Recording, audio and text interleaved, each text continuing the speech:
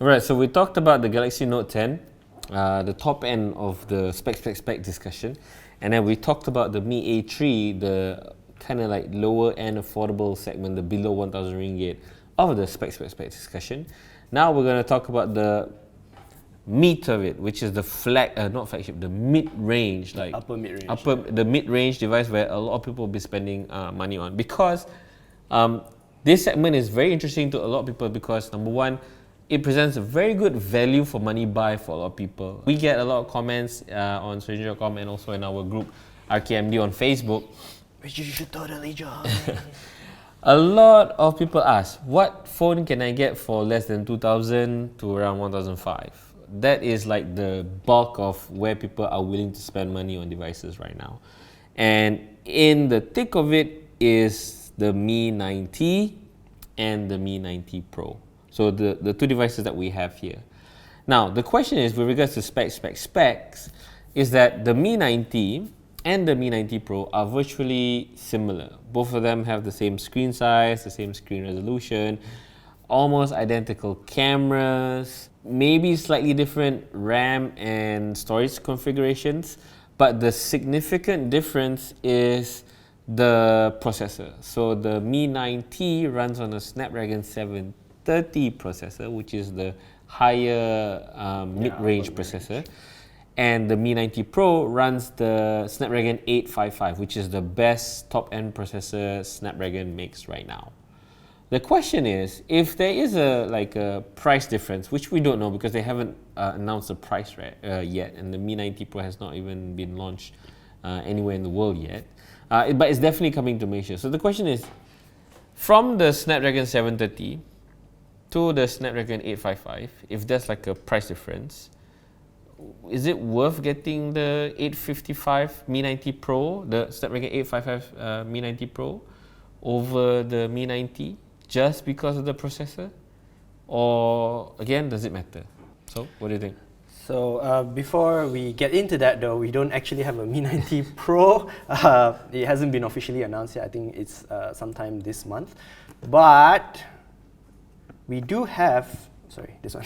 It's twin. Do have its sort of Chinese twin. And the reason why we know there's going to be a Mi 9T Pro, which is the Redmi K20 Pro. So there's the Redmi K20 and K20 Pro. The K20 became the Mi 9T, then the K20 Pro should become the Mi 9T Pro. So if we look at those two phones, the biggest difference is that processor. So the 730 to 855, which is like a flagship to like an almost flagship processor. Almost flagship processor? I guess you could call it an almost flagship processor. If you think of it like cars, right? Yeah. So this is like the A200 and this is the A250, or is the Pro like an AMG version, would you think? It's more like an S-Class to the thing below an S-Class. No, but it's the same one. It has the same storage, the same Oh, display. you mean the phones, not the processors. Yeah. The phones. Yeah. Then it's like an A45.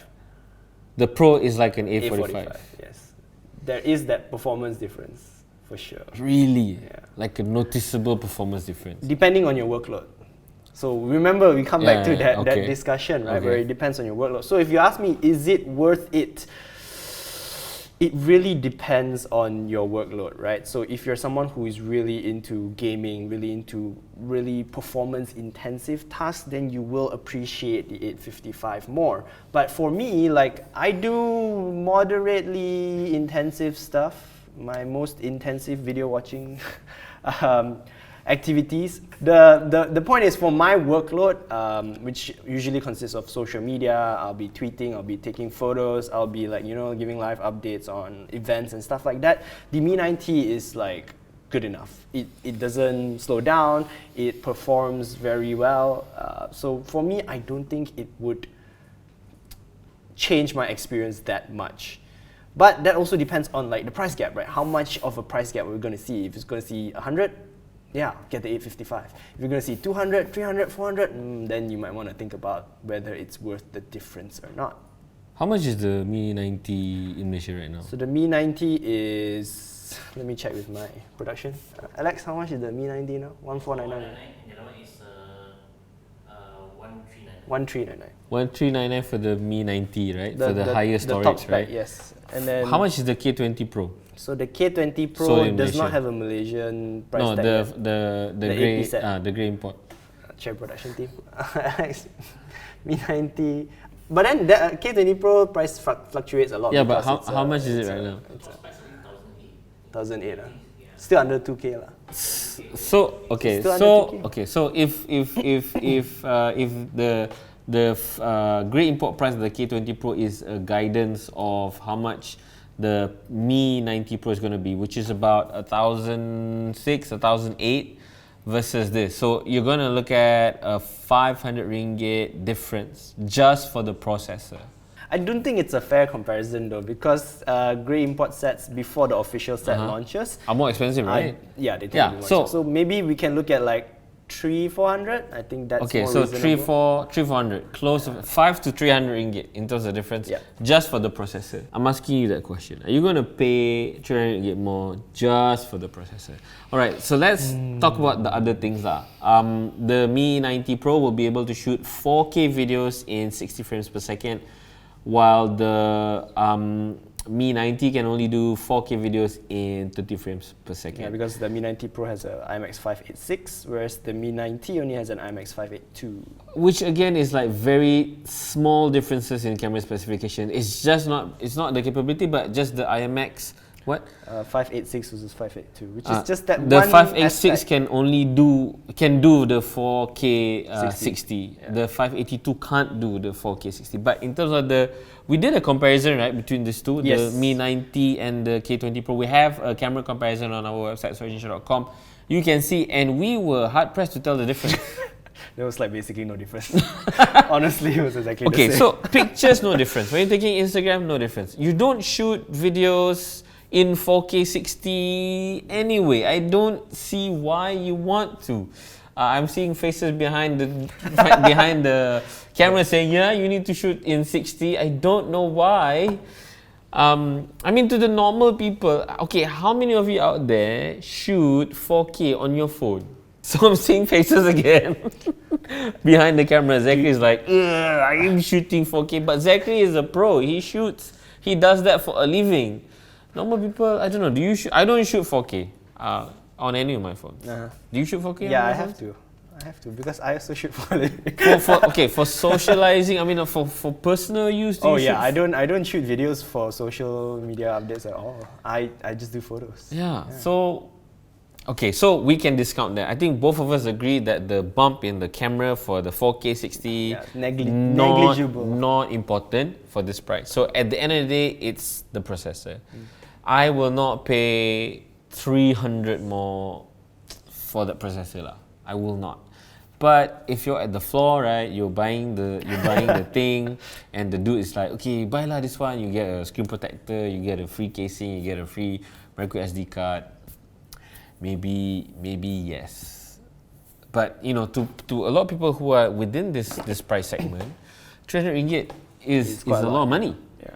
Is a lot of money. That's like a whole month's worth of petrol. Yeah. If you think of it.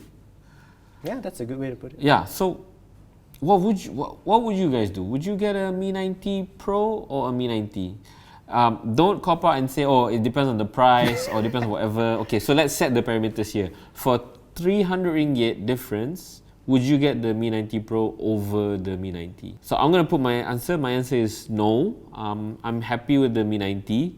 I don't need the bump in performance. I don't play games on my phone. I just read emails a lot. I do some editing. I don't multitask that much, so not really a big deal for me. What do you think? I think if it's spec for spec, memory configurations are the same. I would pay 300, but I wouldn't pay 500. You've kind of like push a button for me lah.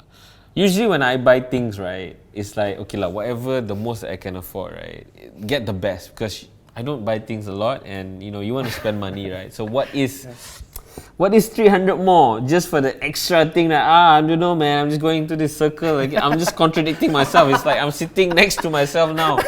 So yes, part of me would say, sure, spend the 300 more, but that 300 is significant lah, just for the processor. I think I'm back to my decision. I'm not gonna bump. I'm not gonna spend more. Okay.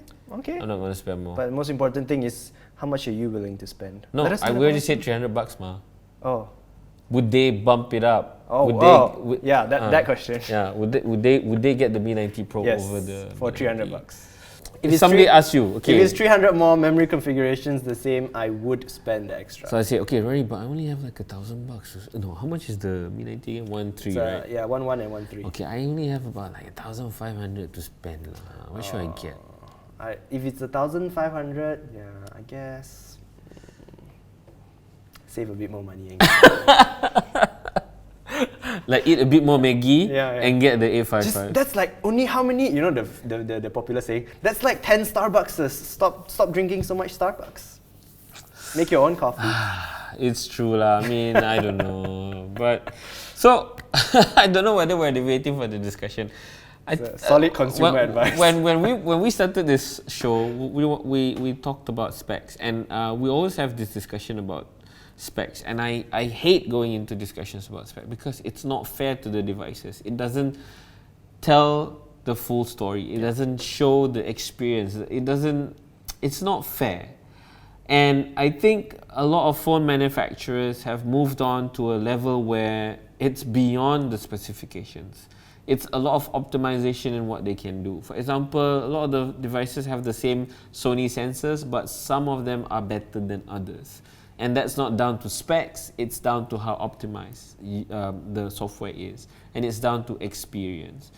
At the end of the day, no matter if it's the top end, mid-range or low end of the price segment, ideally you should get the most of what you can afford. Yeah. But in an ideal situation is always not the case when you're going to buy something, because manufacturers are always going to put choices in the middle to confuse you, right? To always want to break you down, and whatever bracket you are, just get something. That's why you join RKMD, where you can get solid buying advice. That's very good. That's a very good advice. Yeah. So if you want to know more about what phones to get, we have a really active group happening on Facebook. Look out for RKMD. Zachary is going to put out the thing on here so that you know where to look for it. Join the group, get into the discussion, and let's have fun together. We do some giveaways there as well, so do come in and join us. But at the end of the day, if you're asking me, I mean, okay, for a flagship, what should I get? We'll all agree we're going to recommend you the Note 10 or the Note 10 Plus, depending on how big of a hand you have. That's a definite for sure one, yeah. You know. And then the Mi A3, then if you ask me, I mean, is it going to be a big deal if it doesn't have a full HD display? I'm going to tell you no, it doesn't matter. Try it. If you like it, go for it. It's a solid device anyway, and the display doesn't take that away from it. Now, the Mi 90 and the Mi 90 Pro, we're split. Yeah. I agree with Rory that if you can spend more, go for it. But at the same time, I'm conflicted because I don't think it's worth it. So I would stick with the Mi 90.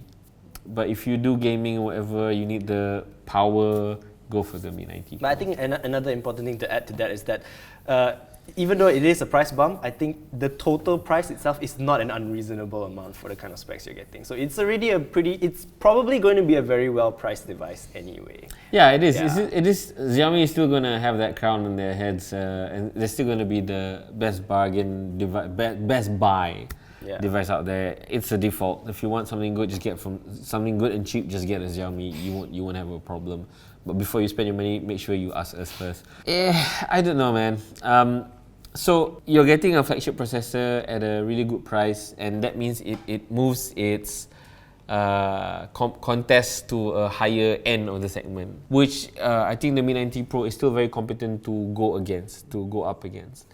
So at the end of the day, it doesn't matter, specs doesn't matter, it's how much you can afford and what you can get. And always before you go into anything, try and experience the device, because it tells you a completely different story altogether that specs cannot describe. That's true. Right?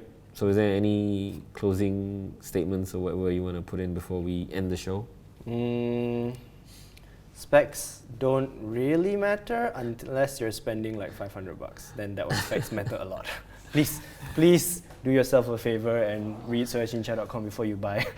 that phone with like a MediaTek, God knows what number, then you're in trouble. Okay, so I get your point. So if you're spending less than 500 ringgit, it can go really bad if you buy the wrong phone. So make sure you check search.com or ask the people in RKMD. They'll be more than happy to help you out. Yeah, we will have a best smartphones under 1,000 ringgit guide coming up sometime this month, hopefully. All right, cool.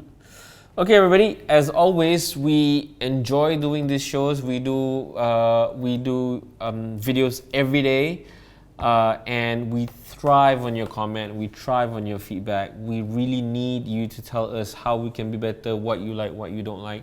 Similarly to this show, what you like and what you don't like, and how we can make it better. Also, do suggest us what topics you want us to cover in the next Let's Talk About, and we'll try to make that happen for you. If you have any suggestions, comments, let us know, please. We do hear that you guys said that we need to turn this into a podcast, and Rory's working hard on making that happen. We're trying to get like some equipment together so that we have like a good quality podcast out, so that you'll be able to enjoy it when it does come out. But I'm not sure whether it's going to be able for this show. But you know, if it does, good for you guys. If not, keep on watching. We'll catch you guys in the next episode of LTA. This is Amin. And I'm Rory. We're signing out. Catch you guys later. Bye. Oh, bye.